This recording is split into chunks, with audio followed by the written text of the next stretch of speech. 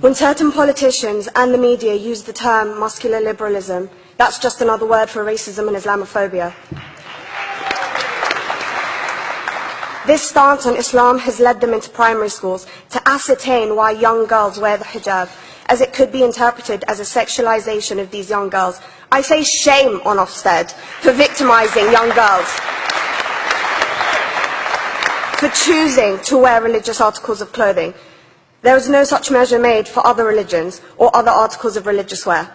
This stance has other ramifications. It signals to the British public and emboldens groups such as EDL, BNP and other fascist and racist groups that women are oppressed by Islam, are made insubordinate to the men that supposedly forced them to wear it, and that it is the job of the British state to liberate us. We reject this imperialistic saviour thinking.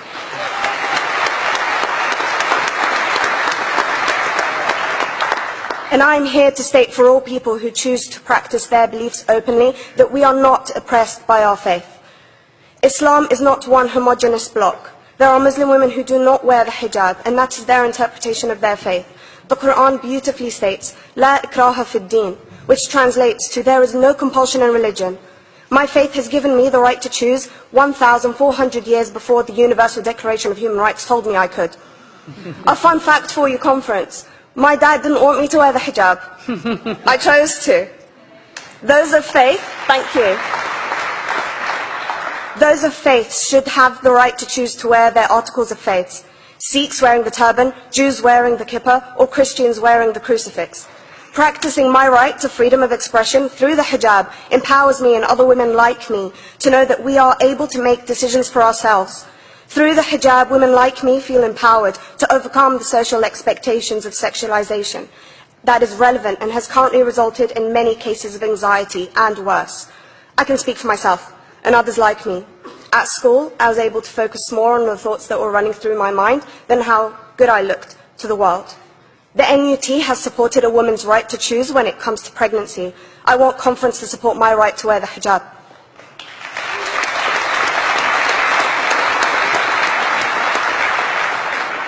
How I choose to practice my faith is clearly displayed for all to see.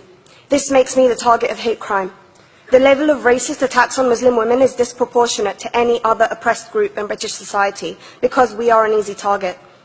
This decision by Ofsted has ramifications beyond the school gates and must be seen in the context of increased attacks on the Muslim community and perpetuates the outdated notion that Muslim women are victims.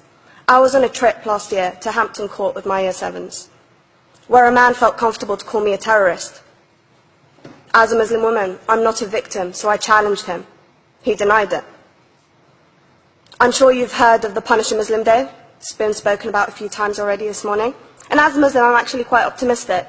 They're trying to limit it to one day. That's 364 less than normal.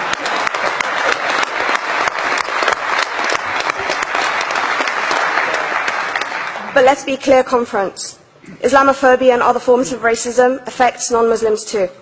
If we don't challenge this stance as a collective, we may turn into a society like France, where women are forced by the law to choose between their faith and their education, their faith and their right to work in the public sector, their faith and their right to enjoy a day out by the seaside with their families.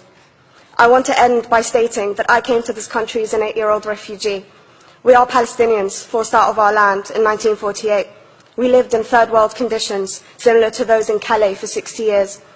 Here, I received the support I needed to study law at university and become a secondary school citizenship and PSHE teacher and a school rep. An injury to one is an injury to all, and I want to thank the Union for its stance on all oppressed groups, in particular mine, Palestine. Thank you, Conference. Thank you, Latifa.